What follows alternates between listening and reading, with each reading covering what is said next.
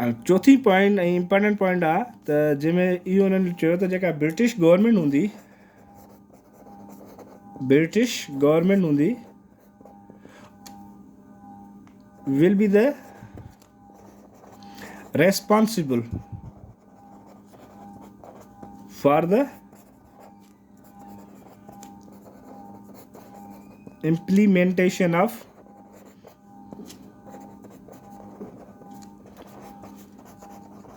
constitution.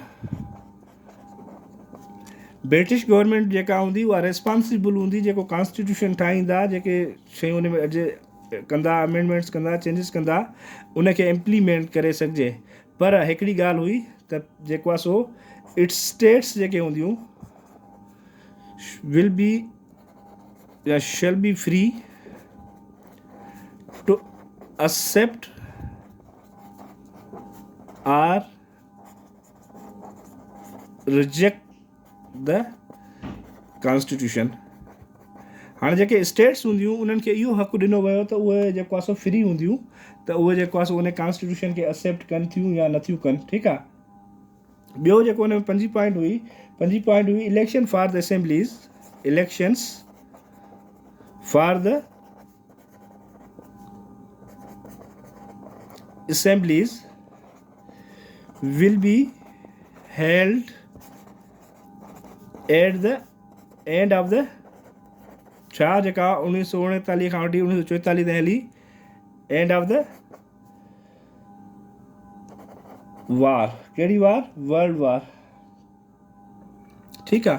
हाणे हिन में हिकिड़ी इहा पॉइंट हुई त इलेक्शन्स जेके कंडक्ट कयूं वेंदियूं उहे जेको आहे सो जॾहिं जीअं ई जंग ख़तमु थींदी उहे फ़ौरन जेको हुन खां पोइ इलेक्शन्स कंडक्ट थींदियूं। उन में प्रोविंसिस खे राइट हूंदो, provinces shall be given the right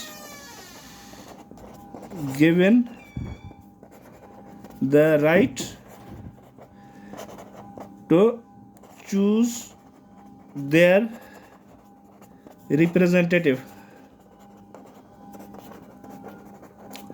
ठीकु आहे। प्रोविंसिस खे राइट हूंदो त उहो पंहिंजा रिप्रेज़ेंटेटिव बीहारनि ऐं उनखे जेको आहे सो पंहिंजी मर्ज़ी सां इलेक्ट कराए सघनि ऐं पंहिंजी मर्ज़ी सां उन्हनि खे आणे सघनि। ऐं ॿियो जेको हिन में पॉइंट हुई त डिफेंस जेको हूंदो सब कॉन्टिनेंट जो या इंडिया जो, डिफेंस जेको आहे सो शैल remain in the hands of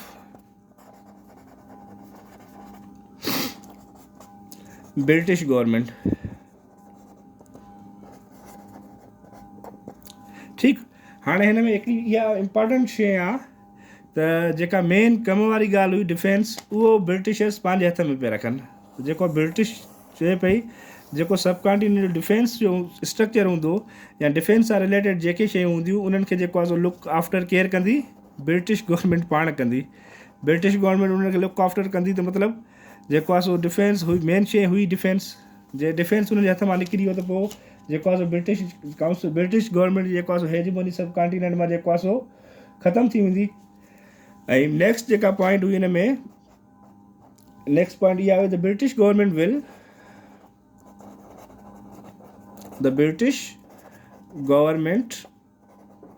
will continue to run Indian affairs till termination of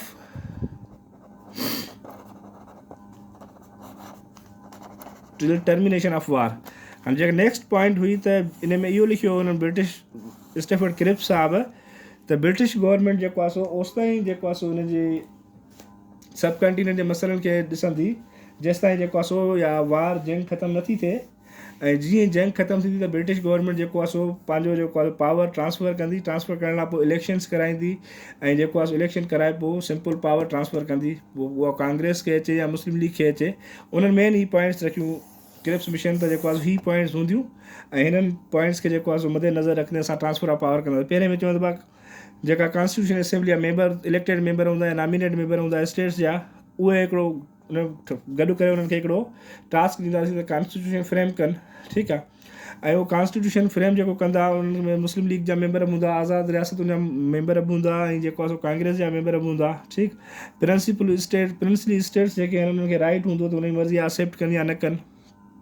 ठीकु आहे, ब्रिटिश गवर्नमेंट जेको आहे सो रेस्पॉन्सिबल हूंदी उन्हनि खे जेको आहे सो रेस्पॉन्सिबल छा हूंदी, उन्हनि कॉन्स्टिट्यूशन जेको फ्यूचर ठहंदो उनखे अमेंडमेंट कराइण में, अमेंडमेंट न इम्प्लीमेंट कराइण में। पर जेके आज़ादु रियासतूं आहिनि उन्हनि खे इहो राइट ॾिनल त उनजी मर्ज़ी आहे त उन कॉन्स्टिट्यूशन खे एक्सेप्ट कनि या न कनि, या पहिरियां जीअं पंहिंजे जेको आहे सो स्टेट खे हलाईंदा उन तर्ज़ सां पंहिंजी स्टेट खे हलाए सघनि था। ठीकु आहे, इलेक्शन्स जे बारे में ॿुधाइनि त भाई इलेक्शन जीअं ई World War II ख़तमु थींदी असां उन खां पोइ फौरन इलेक्शन्स कंडक्ट कराईंदासीं, पोइ जेका मेजॉरिटी पार्टी ईंदी उनखे जेको आहे पावर ट्रांसफर कंदासीं। ऐं मेन ॻाल्हि जेका उन्हनि डिफेंस पाण वटि रखियो, जो डिफेंस जेको हूंदो उहो ब्रिटिश गवर्नमेंट जे अंडर रहंदो। ठीकु, ऐं ब्रिटिश गवर्नमेंट जेको आहे सो ओसिताईं सब कॉन्टिनेंट जा कमकार ॾिसंदी, लुक आफ्टर कंदी जेसिताईं इलेक्शन नथी थिए। ऐं जॾहिं इलेक्शन थींदी उहा इलेक्शन World War II जेका ख़तमु थींदी उन खां पोइ जेको आहे सो असां इलेक्शन जेको आहे सो कराईंदासीं। इन इलेक्शन कराइण खां पोइ असां जेको आहे ट्रांसफर ऑफ पावर कंदासीं। पोइ जेका मेजॉरिटी पार्टी अचे थी, कांग्रेस थी अचे उनखे ॾींदा, मुस्लिम लीग थी अचे उनखे ॾींदा। ठीकु आहे, हाणे इहो प्रपोज़ल जेको आहे सो सबमिट कयो स्टेफर्ड क्रिप्स। ठीकु, पब्लिश थियण खां पोइ जॾहिं पब्लिक थियण खां पोइ कांग्रेस ऐं मुस्लिम लीग, कांग्रेस ऐं मुस्लिम लीग ॿिन्ही छा कयो, इन प्रपोज़ल खे छा कयनि, रिजेक्ट कयनि। ठीकु आहे, दैट प्रपोज़ल या that suggestions were rejected by both Muslim League and Congress.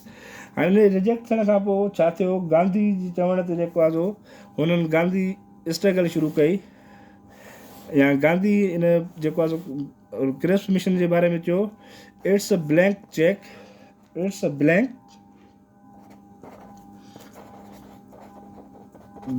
Post dated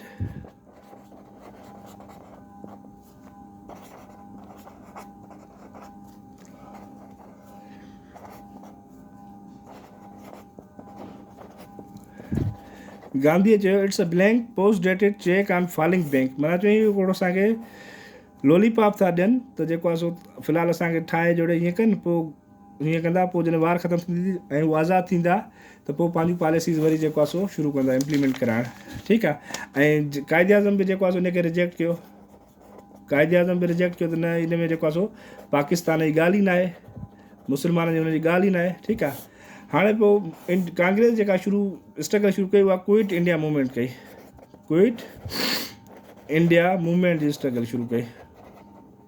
ठीकु आहे, कांग्रेस गांधीअ चयो आहे जेको आहे असांखे जेको आहे कुझु न खपे, असांखे ब्रिटिश छॾे वञो। त जना हिन ते छा चयो, डिवाइड एंड क्विट। क़ाइदे आज़म चयो त पहिरियां इंडिया खे ॿिनि हिसनि में डिवाइड कयो, पाकिस्तान कयोसि ऐं हिंदुस्तान कयोसि।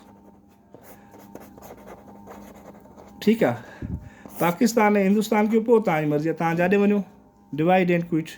इहो हुयो क्रिप्स मिशन जे बारे में। तव्हां थोरो घणो क्रिप्स मिशन मां सिर्फ़ु हिकिड़ो MCQ ईंदो आहे, क्रिप्स मिशन कॾहिं आयो, कंहिं ॾिनो, स्टेफर्ड क्रिप्स केरु हुयो, कॉमन हाउस ऑफ कॉमन जो मेंबर हो या वार कमीशन जो मेंबर हो, जेको बि हिन मां हुजे उहो टिक कजो।